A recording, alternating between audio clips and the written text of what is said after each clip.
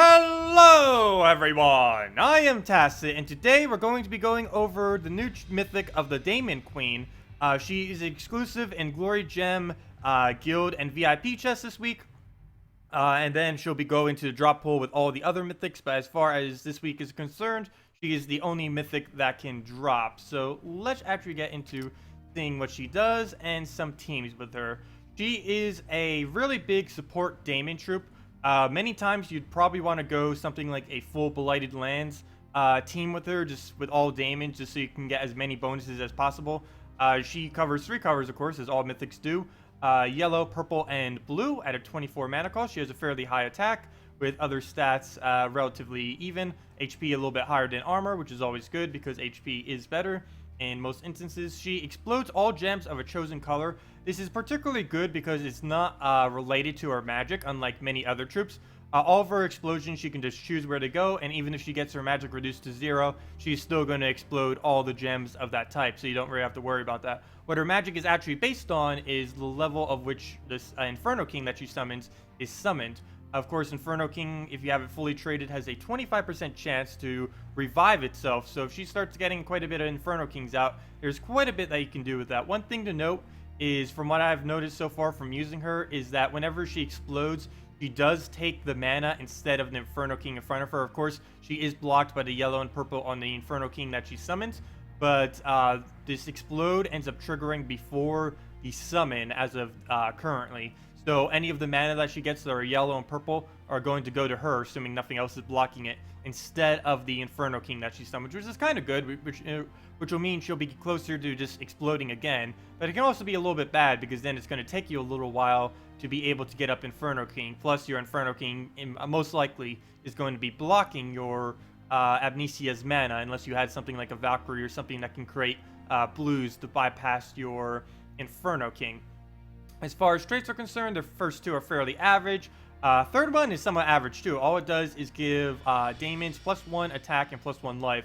So there have been quite a few troops coming in lately that are focused upon using the same type or the same kingdom, and the Daemon Queen is definitely one of them, since her legendary ability only triggers if you are using other Daemons, which is why I said using 4 times Blighted Land Daemons is likely a good combination for her. Unfortunately, there aren't too many Daemons in that kingdom that really synergize well with her. Like, you can still build teams with it, but it's not the most overpowered of combinations, which is why we're mainly using other teams in combination with her for this video. One other thing to note is, if you were to use the 4 times Daemons with the 4 times Blighted Lands, whenever you summon, you do get all of the stats that they give. So we're getting 5 attack and 2 magic on all of them, and even the Infernal King that keeps getting resummoned from her will have all of these stats as well. So let's go into the first team here. Abynissia is really good with other troops that can explode. So we're using a Dragon Soul with it. Of course, we're also using a Giant Spider. The Giant Spider will be our main mana creator, which will help fill up our Dragon Soul and our Abynissia. One other really big benefit that we're going to be having is we have 2 summoners on this team, the Giant Spider and Abynissia. So even if we started like losing somehow, we'll have a really good chance of being able to make a comeback, because we can just summon spam pretty much forever. I am going to ignore these skulls. The main reason for doing so is, of course, the granite skin right there on the Golgotha. This team does not have anything that can actually directly deal with it until we start getting more of our abilities up right here. So we will take those skulls that time, mostly because we got free blues out of doing so. So right here, I will try finding a match. Looks like we can do red. Looks like we can do green. Probably going to go with green here, so we get the extra mana from there. Now we have every single ability up that we will possibly need. Let's just remove those reds and get a war cast off. Just making sure Mercy doesn't get a cast. She'll get a lot of mana, but she won't get an extra turn unless the cascades go crazy. So now would be a okay time to cast it. So we'll do that on Golgotha. He'll survive with a little bit, but that's we'll be able to easily clean that up using our Dragon Soul. He did end up getting a nice cascade, and of course I forgot the heal did go on the Golgotha, because it does heal whichever one is weakest. So I will have to go for this now just to regenerate some mana. I normally prefer to hold on using the Daemon Queen until there's actually a slot open. Of course, you can use it to generate mana if you need to, though. Like right here, maybe we might want to generate some mana. So let's see. I think I'm going to do it on purple here. And of course, it does Demonic Pack. So I have a whole nother thing to have to kill out. We are 1 mana short on the Dragon Soul. One good thing about her ability, if you really wanted to count it out, is you can tell pretty much exactly how much she's going to be generating just based on the gems and just taking whatever 70% is of that. Of course, that'd be quite a bit of math to do, but you could technically see everywhere where the board is going to fall, plus how much mana you're going to get for the cast, whereas other exploders, it's just completely random, or most other exploders. So right here, I am going to remove some of the blue. That also makes sure that the Prophet does less damage here, and it also won't be getting an extra turn from anywhere. There are like no purples that we can convert, so I'm gonna take probably just some reds right here, just to get our ability up to get a free turn out of it as well. So very nice. We can even get some free skulls right there. Of course, we're actually getting 3 attack and 1 HP on our war every single turn. 2 from him, and additional 1 attack from the Queen's Grace, plus an extra life. So quite a bit of extra stats for him every single turn, regardless of what we do. So even if we were just getting a really, really bad board somehow, we would still have buffing going on our team. So right here, I think I'm just going to go for the Warcast, do it on Yerol, since he is the biggest threat that they have. It'll kill it out because of how high our attack is. We'll go for a Dragon Soul, just keep getting our souls up, plus sticking down their damage, or their HP, I mean. Even without any dragons, the Dragon Soul is really, really good at everything that it does. The soul creation, the explosions, the damage, everything on it is still very nice, even if you're not using other dragons on it. Of course, if you're a lower level and you don't have it as many Magic Kingdoms or as Ascended, it will have quite a few less explosions, but still, its default, I believe, is 3 explosions, so even that is still quite a few explosions, even if you had 0 magic on it. So right there, we should have the max capacity for souls right now. We haven't even needed to use our summon yet. We were able to use it for the mana generation, but we haven't been able to actually summon one. So hopefully in one of the upcoming battles, we'll be able to get that. But essentially, of course, this team was just about getting the souls with the Dragon Soul, as you can see. Oh, actually, we could have gotten 1 more cast. That wasn't our cap yet. We only did it 3 times. But a 4th time, we would have gotten it. We had it right there. And the main premise of this team, of course, is to get the max souls and to have war there to essentially one-shot everything. It got a bit interrupted because Gorgotha is actually the biggest counter to war in the entire game, but we still did fairly well against it. So this team looks pretty annoying. Luckily, we are using Desdemona in this team. She is a really hard Daemon counter and is surprising also a Blighted Lands Daemon, so she actually works pretty well in the full Daemon combo. But of course, Famine is a Daemon and a pretty dangerous one at that, but he has a fairly low HP, so with something like Desdemona, she does double damage to anything that uses yellow mana and gains an extra turn if they are a Daemon. So you'll be able to 1 to 2 shots something like a Famine with your Desdemona. So that's going to be very, very helpful with this. As far as this team is concerned, like I said, a full Blighted Lands team with all Daemons doesn't exactly have the best of synergy. As you can see, nothing in this team is really mana generating. We won't really be able to get Abynissia mana that well. We're mainly just going to be casting our Herald, our Desdemona, and occasionally getting up our Infernal King and whatever else just leaks into our Abynissia. So let's see what we can do with this. We also are going to have some board control if we can get up our Herald of Chaos, because he does have this swipe that he can do, which is going to help a lot, especially once we can get the Deep Borer out of the way. So right there, we'll get a bunch of mana, Surge on both of them, which is actually quite surprising given the fact that he is double Famine with Jinx on both of them, which halves our mastery. So right here, we don't really have many choices that we can go for. We'll go for the blue. We'll probably go for green. Yep. Actually, might be a better idea to actually counter out his green to make sure that Famine doesn't get an ability up. we are a bit unfocused on this team since we just have so many things and no mana generator. So we'll take purple right here. Was hoping for a surge. We did not get it. Luckily, he doesn't have anything that he can take for famine mana right now, which is helping us quite a big deal. And we can poke at him right now. Unfortunately, that shouldn't be enough damage. It'll be close. It'll be 36 to him. But that won't actually be the full amount to kill. But we'll use it. We don't actually waste a turn doing so because she gives extra turn whenever she targets a Daemon. So we don't have to worry about that too much. Hopefully he misses on the brown. And he does and he doesn't. He misses the extra turn, but he doesn't miss getting famine up, which is, of course, the biggest deal here. That is going to be very, very dangerous. I'll take purple here, but he's just going to be draining us. And no, we got even more mana. It might even kill whatever it ends up targeting it at.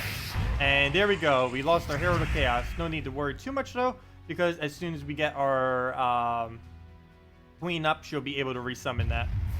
Of course, we do have an Infernal King there, so we do have to worry a little bit about the mana being completely blocked. We also don't have anything that uses brown anymore, so we'll just take that. If we can get our... Oh, there we go. Death Mark doing work. That was the Death Mark from our Herald of Chaos, so we actually got that triggered there, which helped us quite a big deal. Right now, I'm probably going to focus down getting my Desdemona back up, just to make sure in case that famine gets mana, that we can just counter it at a moment's notice, and there we go. So now we don't have to worry about it too much. We can focus on getting up our Infernal King and our Daemon Queen. Oh, it's King and Queen. I just noticed that now. Wow. It took me that long to notice that, by the way. I just now, literally just now noticed that. That is Infernal King and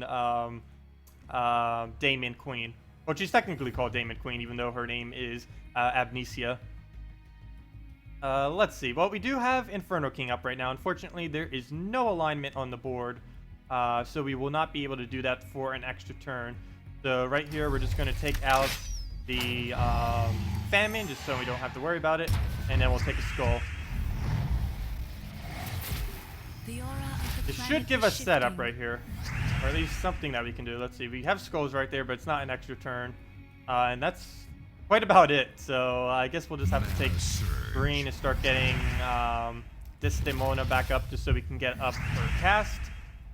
Let's see. We haven't been able to get a slot on her, mainly because our Infernal King is blocking it like crazy, which is one problem with her. If you don't put a blue spawner with her, she's going to struggle in trying to get the mana that she needs. But we'll still be able to get it. You don't want her like spamming her ability too hard either, because if you're using her ability when there isn't a slot empty, all you're doing is an explosion, which isn't horrible, but for 24 mana, that is a pretty expensive explosion to be having. And right there, it did actually get up its famine, and there's nothing we can do on this board to stop that. I might just cast this just to be able to get off some damage. That should also do the kill and just leave famine there, or at least pretty close to it. There we go. Okay, so that worked out really, really well for us. And we'll take a skull, and now we'll focus on seeing where we should do this explosion after we do that. Actually, we could kill it right now, but I do want to get the summon. We can kill it there, we can kill it with that, we can kill it with just about anything. But unfortunately, we're probably going to give it a turn to be able to do stuff if we do this. But there we go. As you can see, like I mentioned earlier, the mana went to the Queen instead of our Infernal King when it got summoned. Also, one other thing, our Infernal King just triggered Immortal. So that is wonderful. Absolutely wonderful. So right here, also, that was weird. Did our mana not go to our other Infernal King? I just noticed that. Did it just go straight to her? That was weird. Maybe I'm seeing things differently. Oh, well. What even? Anyways, all we need now is to get anything up. Of course, we could have won, but I just wanted to show the summon, as I'm pretty sure we are not going to get a summon with the next one, as we will probably win quicker than they can kill anything on our team with this last build. Actually, the last build I'm going to be showing with her is probably my favorite so far that I have found with her in the brief couple hours of testing that I've been doing with her. So let's just take this green. We'll take skulls. We should hopefully get mana. If we cannot get mana this turn, we're going to have a bit of a problem. We have a bit of a problem. because he's just going to drain us yet again. Okay, there we go. We got the purple surge, so that is going to be enough. And it doesn't matter what alignment is, that 29 split damage is going to be enough to kill it. Actually, it hit literally nothing. Luckily, that split damage was enough, and we got the match over with. So, for the final match, we have... he's using humility. We have Gorgotha, the Dragon Soul, Abynissia, and Salvani Mora. Of course, Gorgotha is a Daemon, so it will be gaining the extra attack and HP every turn because of her Queen's Grace. It does have Granite Skin, 75% skull reduction, best thing in the entire game to be able to counter skull spam. The enemy team isn't using skull spam, but of course, it's still a good tank regardless, just to bait out skulls. And of course, we're also using the Dragon Soul Salvani Mora combo, a very, very powerful combo and being able to loop on the board. What's even better about it is the fact that every single troop on our team is an exploder. Gorgotha explodes gems, Dragon Soul does them, does 11, or however many yours does. Abynissia does all of them of a select color, and Salvani Mora explodes an entire column, so a 3x3 going down. So we have 4 different explosion options that we have to choose from with this team, and between all of them, we're going to be able to loop like crazy. The main thing we'd want to worry about with this team is something like a famine, which can just drain all of our team and pretty much one-shot whatever he targets, because we'll pretty much have mana on all of our troops almost consistently. So if we were up against something like a famine, which are very, very annoying, it would be extremely detrimental to this team. Luckily, there aren't any on this opposing team right now, so we don't have to worry about that. We'll bait out the skulls. Between the fact that we have both Gorgotha and Salvani Mora, it's basically never going to be doing skull damage to us. We could be up against like the biggest skull spam deck there is, and we still wouldn't be taking any damage because we have Granite Skin, we have Entangle. There's like nothing skull related that many teams could even try to do to this. The only skull spam that could probably work is if Mana Core was in this team and the AI just happens to target our Gorgotha. That is about the only instance that would really work. But of course, if you're up against a team like this, that's all you'd really need to do is just use a Mana Core on the first troop and you're pretty much good to go, and have it in first slot so your Mana Core has the Impervious to counter the Entangles out. That will of course keep spamming every single time we take a 4 times or higher. Mana Surge. And of course, we do want to bait out as many skulls as possible. They'll do essentially nothing. So the more skulls we can force them to take, the better. Of course, with our explosion options, we have between Gorgotha or our Salvani Mora. Because there are skulls right there, I'm going to deliberately just aim somewhere where those skulls will not be interrupted. So next turn, it is going to just take one of those skulls. So right here, this does slightly ruin the plan I just said. We could go for skulls right here, but I want him to take those skulls. We could go for this explosion, but that will probably interrupt those skulls. So I'm still just going to go for the explosion, just give us mana on essentially everything. Normally, if we had the ability up, still like Salvani Mora, we would want to use it just to make sure we can keep him taking skulls. Like right there, we're going to do the same thing again, make sure we just hit somewhere where those skulls will stay intact, just so he'll waste his turn on those skulls right there. There we go, and since he created a bunch of green, we'll be able to get a very nice explosion off of that and explode the whole middle of the board right there. And now we have all of our abilities up, and you can see essentially what we just do with this team is keep looping it over and over again. You'll get max souls because of Dragon Soul, and you pretty much just do this using, surprisingly, Salvani Mora as your main damage source. Well, depending on your leveling in Magic, depending on how high you have the two, your Dragon Soul might be doing more damage. But currently, with how high I have my magic, my Salvani Mora does more magic than my Dragon Soul. And if he'd ever end his turn, we can kind of continue on this. There we go. Okay. So we'll do our explosion and just keep looping. Mana Surge. There we go. Got it right back up. And he'll have skulls to take, but won't do pretty much anything to us. Of course, we're gaining the extra attack and HP on it every single turn, which is helping to make sure it keeps tanking. And if we do decide to take skulls, it'll be getting closer to the one-shots that we need, like right there. But because there's skulls right there, let's just bait it out. Just use it over there.